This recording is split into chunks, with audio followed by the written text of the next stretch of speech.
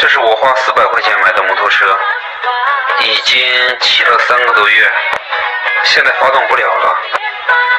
老挝妹子骑摩托车都比较厉害，穿着红色睡衣的这个妹妹叫阿斌，18岁。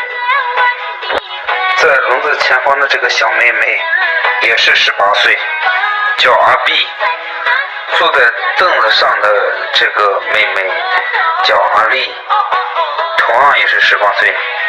他们3个人都是万象人，是好朋友。近期邀请他们一起和我拍摄视频，他们在检查摩托车里面有没有油，咱一看看这个油是满的，油没有问题。满油有那么满？有啊。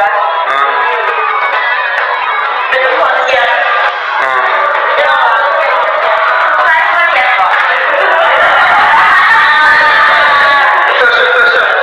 再拉分一下，试一下放大。再做一个看一看。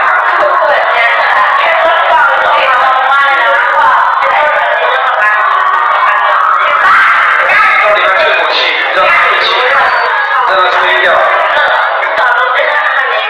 让它吹口气嘛，试试。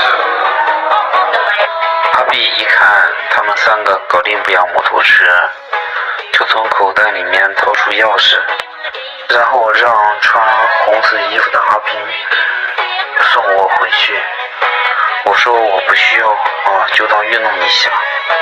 刹那间让我感受到这个老挝小妹妹心地是如此的干净善良。她们活得很简单，想的也不多，快乐和幸福指数是我的N倍。